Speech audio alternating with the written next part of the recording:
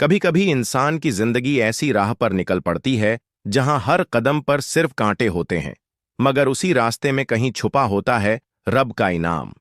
ये कहानी है एक बूढ़े दरवेश की, जिसने न जंगल की खामोशी से डरा, न भूख की चुभन से टूटा और न ही अकेलेपन से हार मानी। उसका साथी था बस एक गधा, बेजुबान मगर वफादार। लेकिन जो इन दोनों के साथ हुआ, वो सुनकर आपकी रूह कांप उठेगी और दिल गवाही देगा कि सब्र करने वालों को अल्लाह कभी खाली नहीं लौटाता। तो यह सब जन से पहले, अगर आपने हमारे चैनल को अभी तक सब्सक्राइब नहीं किया है तो हमारे चैनल को सब्सक्राइब कर लें और बेल आइकन को दबा दें। तो चलिए शुरू करते हैं। सदियों पहले की बात है। एक दूर दराज पहाड़ी इलाके में एक बूढ़ा दरवेश रहा करता था। दरवेश अब्दुल फकीर। उसकी आंखों में दुनिया की हसरतें नहीं, बल्कि आखिरत की रोशनी थी। वो न किसी बस्ती का था, न किसी खानकाह का। उसकी जिंदगी का हर लम्हा अल्लाह की याद में डूबा रहता था। उसका एक ही साथी था, एक बूढ़ा गधा जिसकी पीठ झुकी हुई थी, लेकिन चाल अब भी मजबूत थी। लोग कहते थे कि यह गधा उस दरवेश के साथ 20 सालों से है, जैसे अल्लाह ने किसी फरिश्ते को जानवर के रूप में उसके लिए भेजा हो। दरवेश हर सुबह अपनी आंखें खोलता, गधे की पीठ थपथपाता और कहता, चलो मियाँ, आज भी रब की बनाई हुई जमीन पर निकलते हैं, कुछ सीखेंगे, कुछ सिखाएंगे। वो दोनों बिना किसी मकसद के जंगलों में निकल पड़ते। कभी ऊंचे दरख्तों के साए में बैठकर दरवेश तस्बीह पढ़ता, तो कभी चट्टानों के ऊपर बैठकर अपने गधे से बातें करता। मगर यह जंगल सिर्फ हरे भरे पेड़ों और ठंडी हवाओं का नाम नहीं था। यहां भूखे जानवर, खतरनाक रास्ते, कांटों से भरे झाड़ और कई बार घने अंधेरे भी थे, जहां सूरज की रोशनी तक नहीं पहुंचती थी। एक रोज दरवेश और उसका गधा गहरे जंगल में भटक गए। उस दिन से न खाने को कुछ मिला, न पानी की एक बूंद। दरवेश ने अपनी चादर फाड़कर गधे के लिए पत्तों का बंडल बांधा और एक झरने की तलाश में निकल पड़ा। 3 दिन बीत गए। दरवेश की आंखों में थकावट उतर आई थी, होंठ सूख चुके थे, मगर उसके चेहरे पर शिकायत का नामो निशान नहीं था।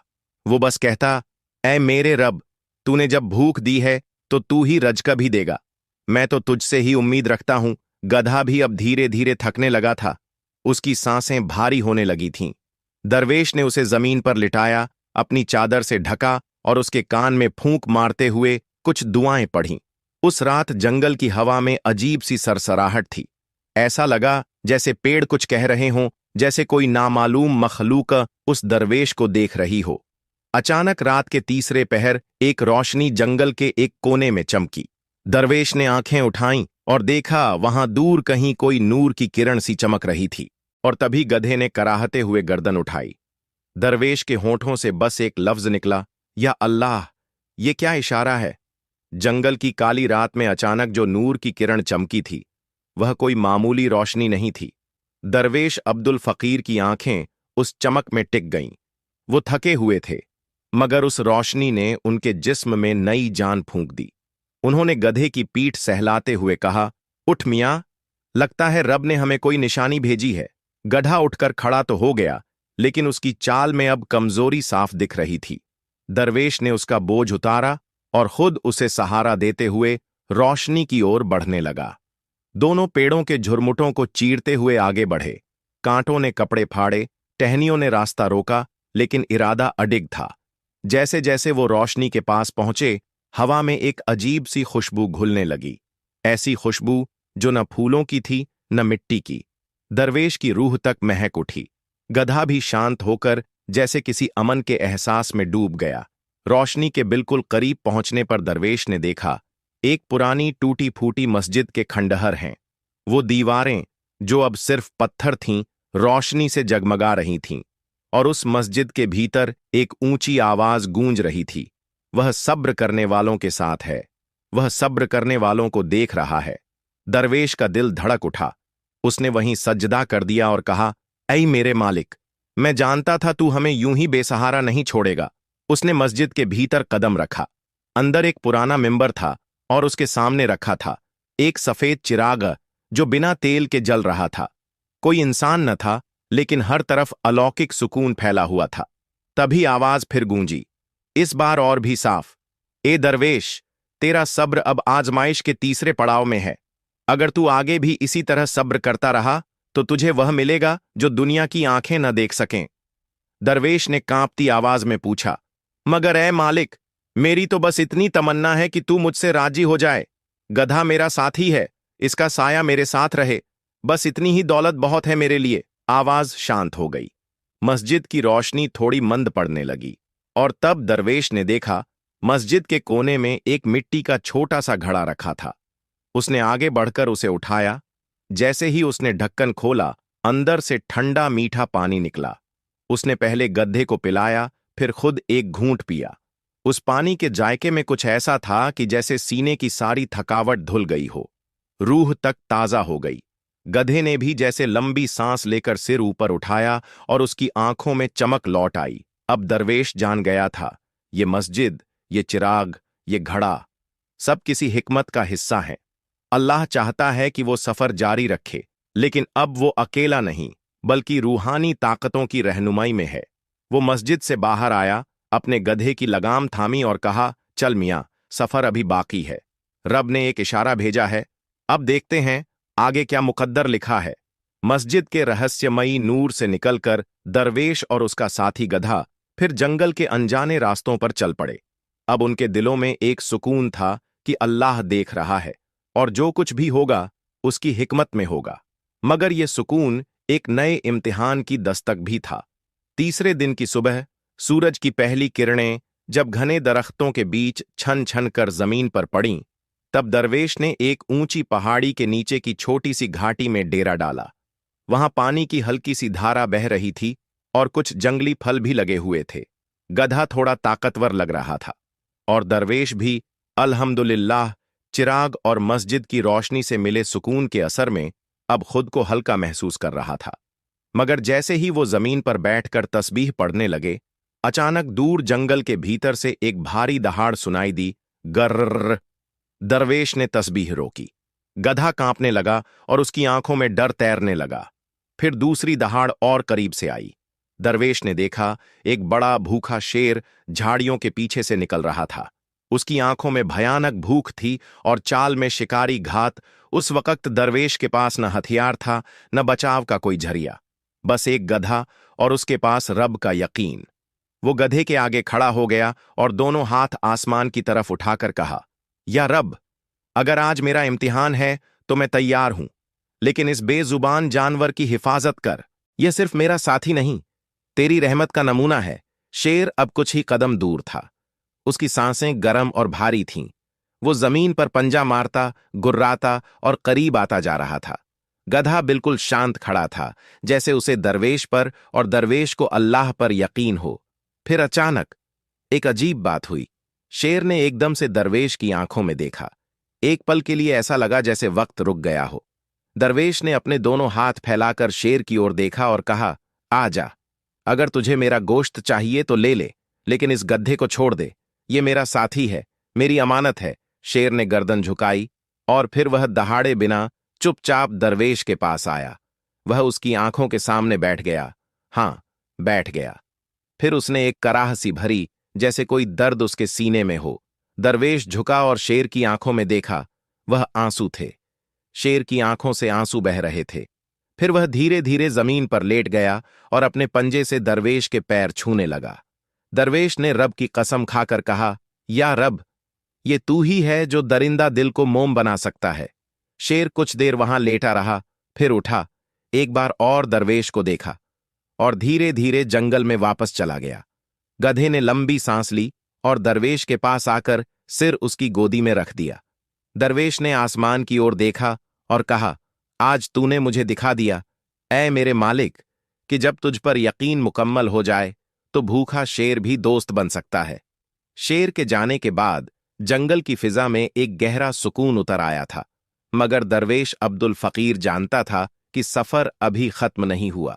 जब अल्लाह अपने बंदों को आजमाता है तो हर मोड़ पर एक नई हिकमत रखता है। कुछ दिन बाद दरवेश और उसका गधा चलते चलते एक वीरान और सुनसान वादी में पहुंचे। वहां दूर एक पुराना कुआं नजर आया, टूटी हुई ईंटें, सूखी मिट्टी और एक जमाना गुजरा हुआ सन्नाटा। गधा प्यासा था और दरवेश को भी अब कई दिन से सही पानी नहीं मिला था। उन्होंने उस सूखे कुएं के पास जाकर देखा तो अंदर कोई आवाज गूंजती सी महसूस हुई। न पानी की छलक, न किसी जानवर की हरकत, बस एक अजीब सी सरसराहट। दरवेश ने कुएं के किनारे बैठकर आंखें बंद कीं और कहा, ऐ रब, तूने हमें इस वीराने में लाकर फिर किसी इम्तिहान के सामने खड़ा किया है। जो कुछ भी इसमें छुपा है, मैं उस पर तेरे भरोसे के साथ आगे बढ़ूंगा। उन्होंने अपने गधे से कहा, तू यहीं ठहर, मैं थोड़ा अंदर झांक कर देखता हूं।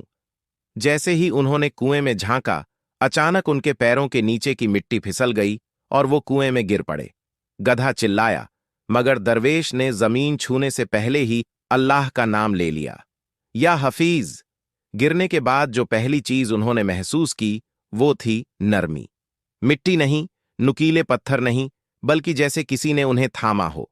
वो उठे, कपड़े झाड़े और इधर उधर देखा। कुएं के अंदर अंधेरा था, मगर एक कोने में हल्की सी नीली रोशनी चमक रही थी।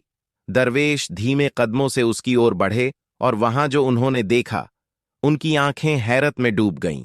वहां बैठा था एक नौजवान, मगर उसकी शक्ल आम इंसानों जैसी नहीं थी।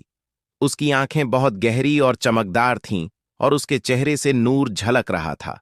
उसके चारों ओर सूखे गुलाब पड़े थे, लेकिन जैसे उन पर ताजगी की महक अब भी बाकी हो। वो नौजवान धीरे से बोला, तू अब्दुल फकीर है? दरवेश ने सिर झुकाकर कहा, हां, मैं वही हूं जो रब के भरोसे सफर कर रहा है। मुझे तुम्हारा इंतजार था। नौजवान ने कहा, मैं एक फरिश्ता हूं जिसे अल्लाह ने यहां बंद कर दिया था, इस सूखे कुएं में जहां कोई नहीं आता। मेरा इंतजार उस बंदे का था जो बिना किसी लालच के सिर्फ अल्लाह की रजा के लिए सब्र करता रहे। तू वही है। दरवेश की आंखों में आंसू आ गए। उसने पूछा, मगर तू यहां क्यों? फरिश्ते तो रोशनियों में रहते हैं। फरिश्ता बोला, ये मेरा इम्तिहान था, जैसे तेरा है। अल्लाह ने मुझे यहां भेजा ताकि मैं तुम्हारे सब्र का गवाह बनूं। अब जब तू यहां आ गया है तो मुझे आजादी मिलेगी और तुझे इनाम। इतना कहकर फरिश्ते ने अपनी हथेली खोली। उसमें एक पत्थर जैसा दिखने वाला नीला मोती था जो चमक रहा था। ये कोई जादुई चीज नहीं, उसने कहा। ये उस बरकत की निशानी है जो अब तेरे साथ हर सफर में रहेगी। तुझे तंगहाली नहीं छुएगी, मगर तू जिंदगी की सादगी नहीं छोड़ेगा। ये रब का वादा है तुझसे। फिर फरिश्ता उठ खड़ा हुआ और नीले नूर में तब्दील होकर हवा में गायब हो गया। कुआं फिर से सूखा और वीरान हो गया, मगर अब उसकी जमीन से एक महक उठ रही थी, रब की कौदरत की। दरवेश ने वो मोती अपने सीने से लगाकर कहा, या रब, मैं अब भी वही फकीर हूं, सिर्फ तेरे वादे से मालामाल। और कुएं से बाहर निकलकर जब वह गड्ढे के पास पहुंचे तो वो खुशी से उछलने लगा, जैसे उसे भी उस फरिश्ते की बरकत महसूस हो रही हो। फरिश्ते के जाने के बाद दरवेश अब्दुल फकीर के सीने में जो नीला मोती था, वह सिर्फ कोई चमकती हुई चीज नहीं, वो एक अमानत थी, अल्लाह की तरफ से दी गई ऐसी निशानी जो अब हर कदम पर दरवेश की रहनुमाई करती थी। गधा भी अब हल्का और ताकतवर महसूस करता था, जैसे वो भी किसी रूहानी बरकत की छांव में आ गया हो। लेकिन जैसा कि अल्लाह की राह पर चलने वालों को मालूम होता है, हर रहमत के बाद एक नया इम्तिहान आता है। कुछ दिन और गुजरे। एक संकरी पहाड़ी दर्रानुमा घाटी में दरवेश और उसका गधा दाखिल हुए। वहां चारों तरफ ऊंचे पत्थर, टेढ़े मेढ़े रास्ते और अजीब सी खामोशी फैली थी। आसमान में बादल मंडरा रहे थे और हवा में बेचैनी सी थी, जैसे ये घाटी कुछ छुपाए बैठी हो। दरवेश ने महसूस किया, गधा सहमने लगा है। अक्सर वो जब खतरे को भांपता तो उसके कदम धीमे पड़ जाते थे। दरवेश ने उसका सिर सहलाया और कहा, चलो मियां, अल्लाह की राह पर हैं। अगर ये घाटी भी उसका इम्तिहान है तो यकीनन इसमें भी कोई हिकमत छुपी होगी। अभी वो घाटी के बीच पहुंचे ही थे कि एक जोरदार आवाज गूंजी, रुक जाओ दरवेश।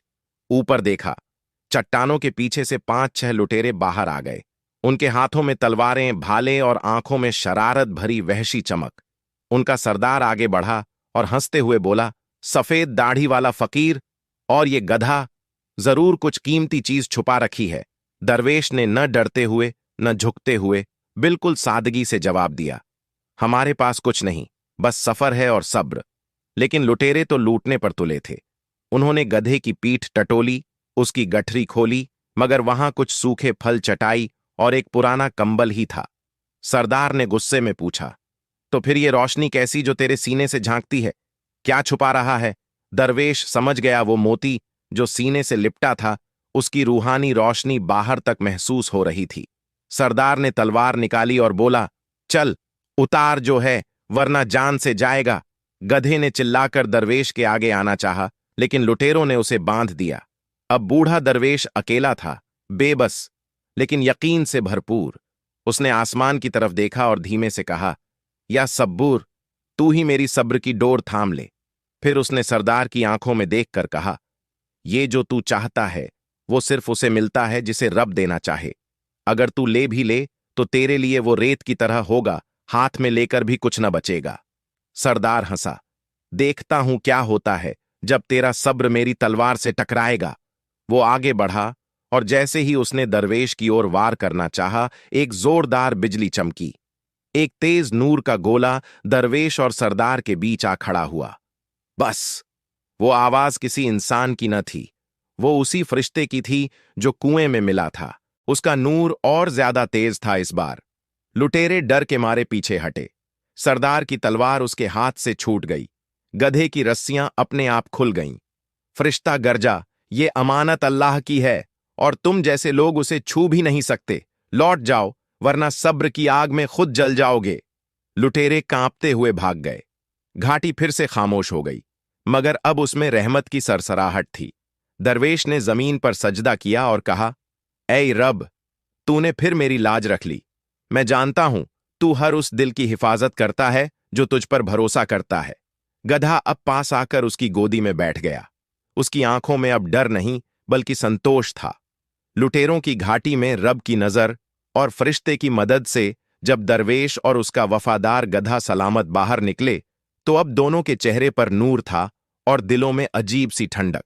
मगर वो नहीं जानते थे कि अब उन्हें एक ऐसे गांव की ओर बुलाया जा रहा है जो बरसों से उजड़ा पड़ा है और जिसे उम्मीद की एक किरण की तलाश थी। अगली सुबह सफर के दौरान उन्हें एक सूखे दरख्त के नीचे बैठे एक बूढ़े लकड़हारे ने रोका। उसकी आंखें थकी हुई थीं और कपड़े फटे हुए। उसने दरवेश को देखते ही सजदा कर दिया और कहा, तू वही है ना जिसके सीने में रोशनी है? हमें तेरी जरूरत है। दरवेश ने चौंक कर पूछा, कौन हो तुम और किसकी जरूरत है तुम्हें? वो बुजुर्ग बोला, मैं बेकस गांव का आखिरी जिंदा दरबान हूं।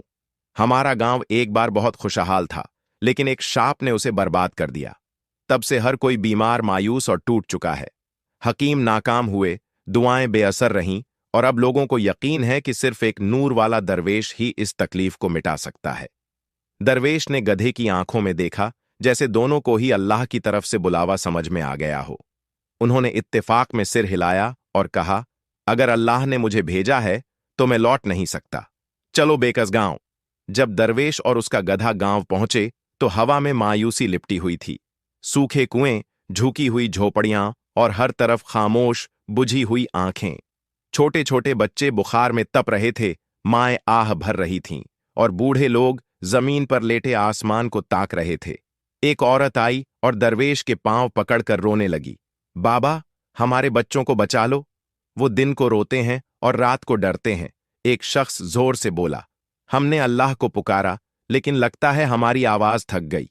अब तेरे जरिए ही कोई किरण आए तो आए। दरवेश ने सारी फिजा को महसूस किया, दर्द, भूख, बीमारी और सबसे ज्यादा उम्मीद की मौत। वो गांव के बीच एक टूटी हुई मस्जिद के सामने जाकर बैठ गया, आंखें बंद कीं और फरिश्ते द्वारा दिए गए नीले मोती को दोनों हाथों में थाम लिया।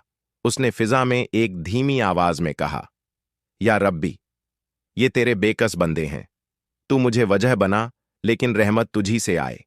ये मोती अगर तेरी रहमत का जरिया है तो इसे मेरे हाथों में असर दे। जैसे ही उसने मोती को जमीन पर रखा, एक चमकदार नूर उस टूटी मस्जिद की मीनार से उठकर आसमान की तरफ गया और फिर वापस पूरे गांव में फैल गया। अगली सुबह गांव की हवा बदली हुई थी। कुएं से पानी टपकने लगा। बीमार बच्चों के चेहरों पर रौनक लौट आई। झोपड़ियों में फिर से आग जलने लगी। लोग हैरान थे, मगर हर कोई जानता था ये न किसी ताबीब का करिश्मा था, न किसी अमीर की मदद। ये रब का इनाम था, एक सब्र करने वाले दरवेश की वजह से। गांव के बुजुर्गों ने कहा, तू सिर्फ दरवेश नहीं, तू हमारी दुआओं का जवाब है। दरवेश ने मुस्कुराकर जवाब दिया, नहीं, मैं कुछ नहीं, सिर्फ एक गधा और एक मोती लेकर चला था, और उस रब की रहमत हर कदम पर आगे बढ़ती रही। गधा भी अब गांव के बच्चों के साथ खेलने लगा था, जैसे वो अब सिर्फ सफर का साथी नहीं, बल्कि रहमत का हिस्सा बन गया हो। बेकस गांव में अब बहार लौट आई थी। दरवेश अब्दुल फकीर और उसका गधा गांव वालों के लिए किसी फरिश्ते से कम न थे। लोग उन्हें फूलों की चादरों से नवाजते, दुआएं देते और रोज सुबह उनके दरवाजे के बाहर पानी और दूध रख जाते। लेकिन अब्दुल जानता था, ये ठहराव नहीं, एक पड़ाव था। रब की राह चलने वालों के लिए सफर कभी खत्म नहीं होता। एक शाम मस्जिद की छत पर बैठे हुए वो आसमान को देख रहा था। चांद की रोशनी में उसका चेहरा सुकून से भरा था। तभी पीछे से किसी ने धीमे कदमों से आकर आवाज दी, अस्सलामु अलैकुम या दरवेश। वो मुड़ा तो सामने एक निहायत रोशन चेहरा था।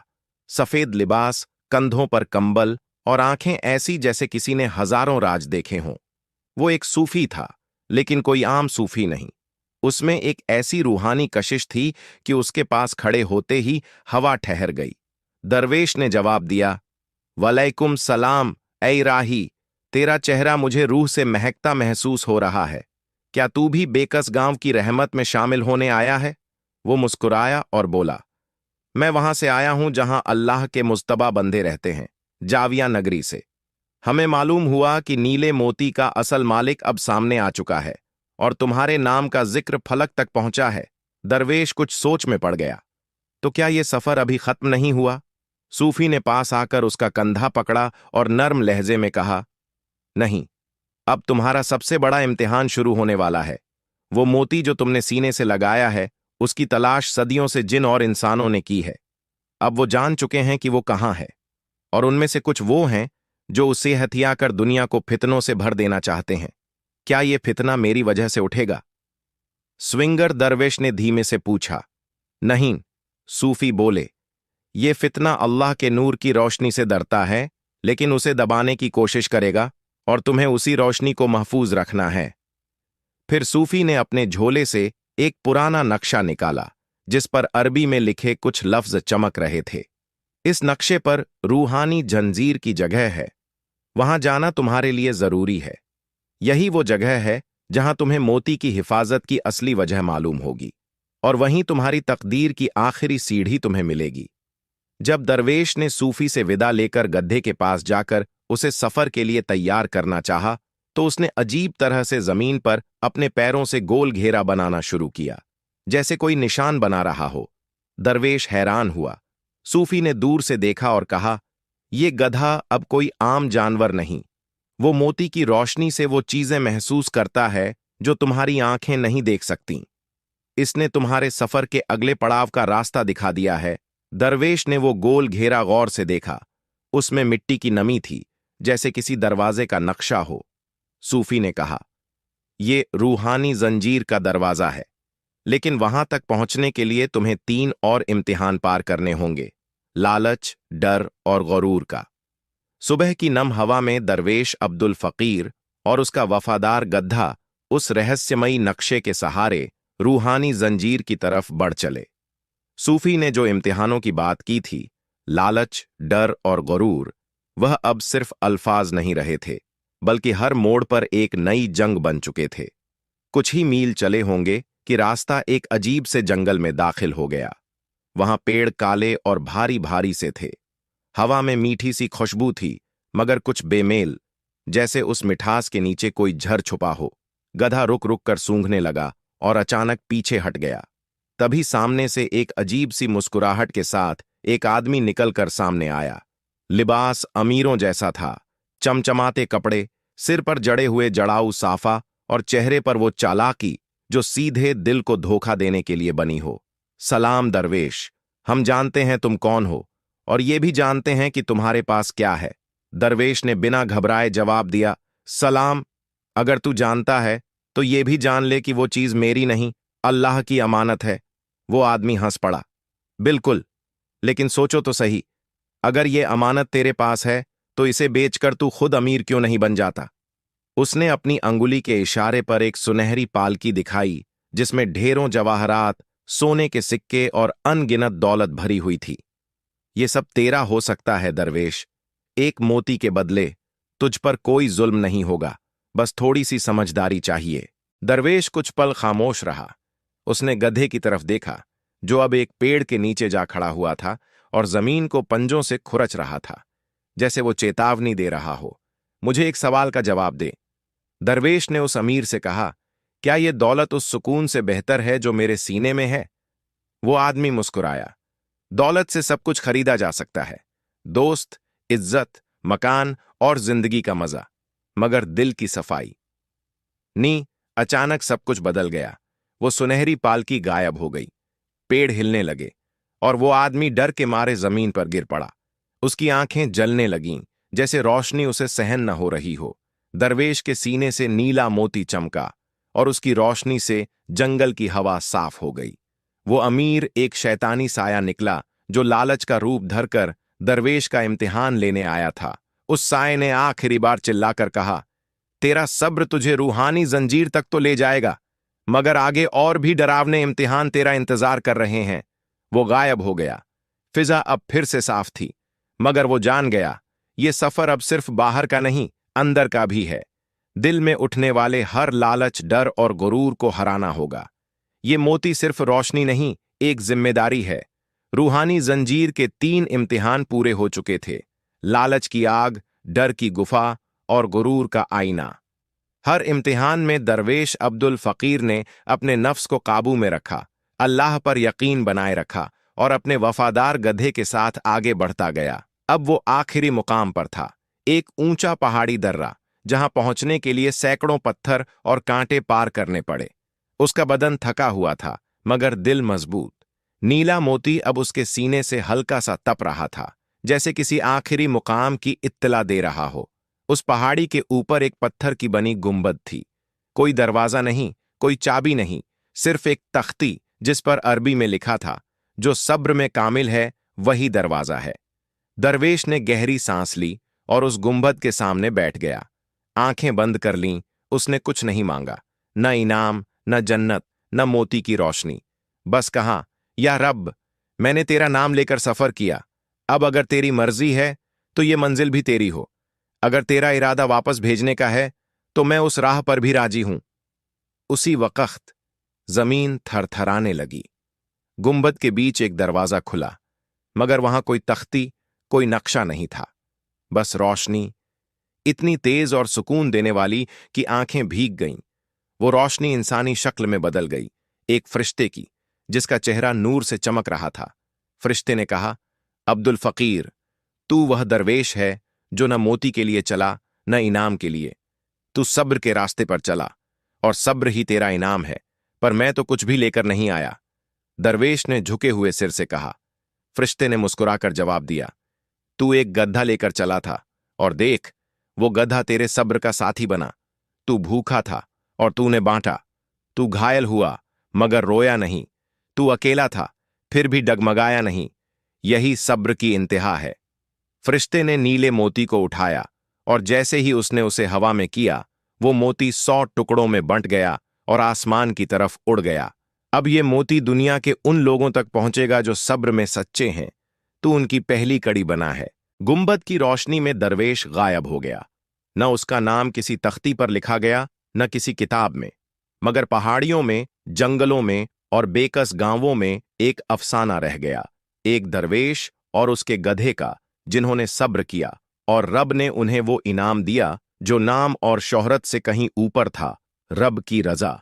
जो सफर अल्लाह के लिए होता है वो न थकाता है, न भटकाता है, वो मोती बन जाता है जो जब टूटता है तो 100 दिलों में सब्र की रोशनी बांट देता है।